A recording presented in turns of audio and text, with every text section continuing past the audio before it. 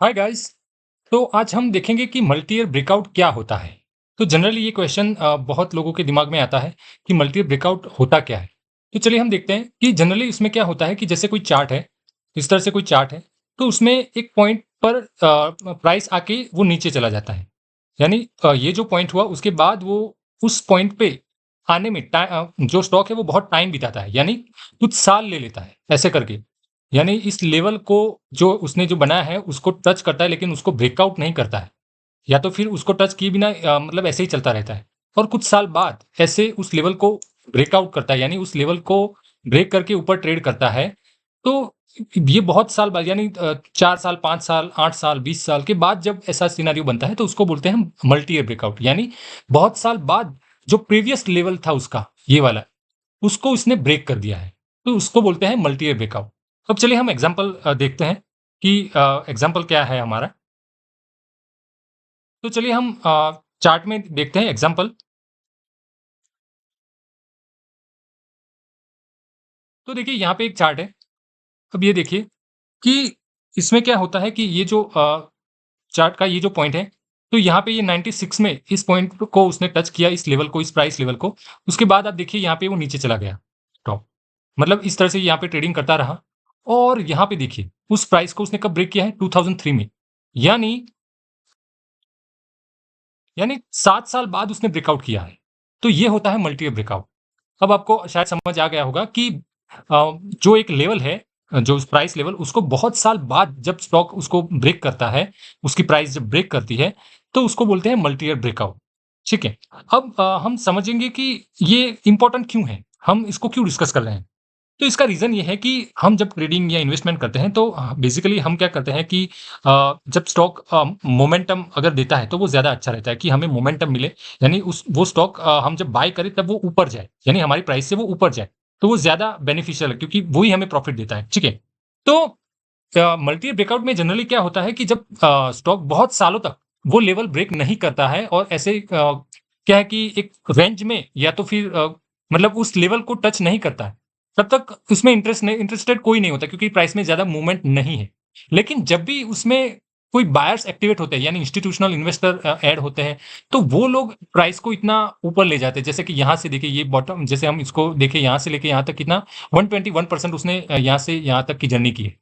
तो ये 121% कौन लेके जाता है? तो जनरली जो स्टॉक है उसमें जो इंस्टीट्यूशनल बायर्स है वो लेके जाते हैं। अगर एफआईआई, डीआईआईज़ और जो मतलब जो इन्वेस्टर्स लोग हैं वो मतलब स्टॉक को ही इतना प्राइस में ऊपर ले जा सकते हैं। रिटेलर इतना नहीं ले जा सकते। यानी इसमें कुछ तो है, तभी वो प्राइस में इतना मोमेंटम आया है और उस अगले लेवल को उसने ब्रेक किया है।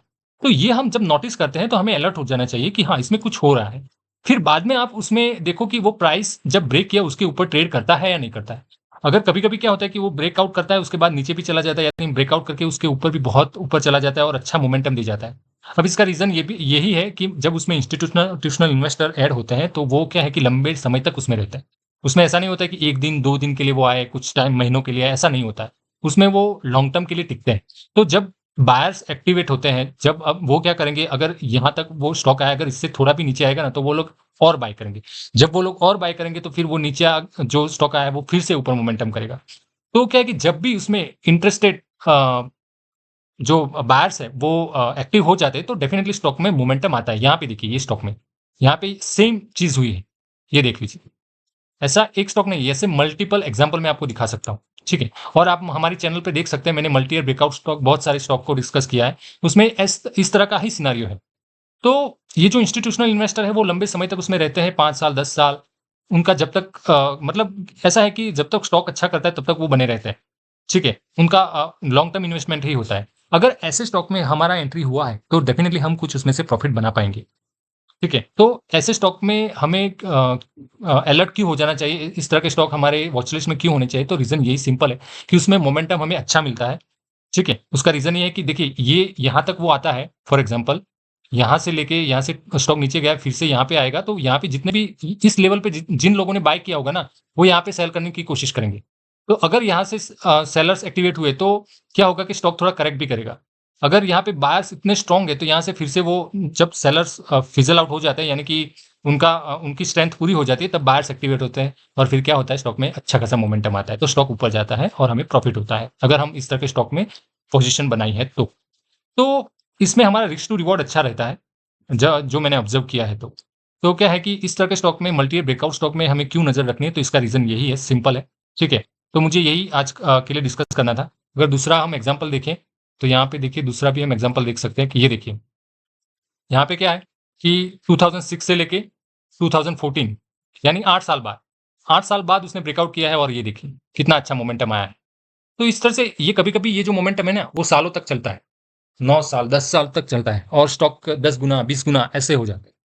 तो ये होता है मल्टी ब्रेकआउट का कमाल। तो इस तरह से अगर मल्टी ब्रेकआउट आपको मिलते हैं तो आप ऑब्ज़र्व कीजिए। ऐसे चार्ट्स आप देखिए कि उसमें क्या हुआ है, मल्टी ब्रेकआउट होने के बाद उसमें हुआ क्या है?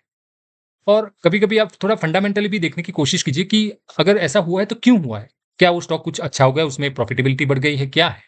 तो इससे क्या है कि आने वाले टाइम में जब भी ऐसा स्टॉक आपको मिलता है तो आपको आइडिया आ जाएगा कि इसमें क्या आपको पोज़ीशन बनानी चाहिए या नहीं। और इस तरह के स्टॉक में अगर आप ट्रेड भी करते हो ना, तो डेफ़िनिटली आपको प्रॉफ़िट हो सकता है। मैं ऐसा नहीं है कि इसमें 100% आपको प्रॉफ़िट ही मिल जाएगा। कभी-कभी स्टॉक नहीं भी चलते हैं, लेकिन ठीक है, उसका रेशियो क्या है कि रिस्क टू रिवॉर्ड जैसे मैंने बताया अच्छा है, तो आप उसमें अगर 1:5, 1:10 भी लोगे ना, तो भी अच्छा रहेगा। ठीक है? तो ये है।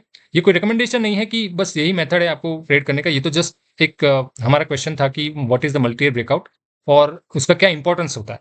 तो ये मैंने बताया। अभी इसमें कोई क्वेश्चन है, कोई क्वेरी है, अगर आपको लगता है कि और भी कोई क्वेश्चन है तो मुझे कमेंट में ज़रूर बताइएगा, हम फिर से डिस्कस करेंगे। थोड़ा और अगर उसमें कुछ क्लैरिफिकेशन देना होगा तो भी देंगे। ठीक है? तो आज के वीडियो में बस इतना ही। Thank you very much. और हाँ, एक दूसरी चीज़ मैं आपको ये बताना चाहूँगा कि अगर आप सीरियसली ट्रेडिंग या इन्वेस्टिंग करना चाहते हैं, तो ये जो मैंने मेथड बताया उसको एक बार आप ऑब्ज़र्व कीजिए, देखिए। फिर ठीक है कि आप उसको ट्रेड करें, ना करें वो क्या है कि वो अलग बात है, लेकिन हाँ, आप एक बार देखिए, उसको ऑब्ज़र्व तो कीजिए, थोड़ा टाइम दीजिए और अगर उसमें कोई क्वेश्चन है तो मुझे बताइएगा प्लीज़। ठीक है, तो बस आज के वीडियो में बस इतना ही। Thank you very much for watching this video. Bye bye.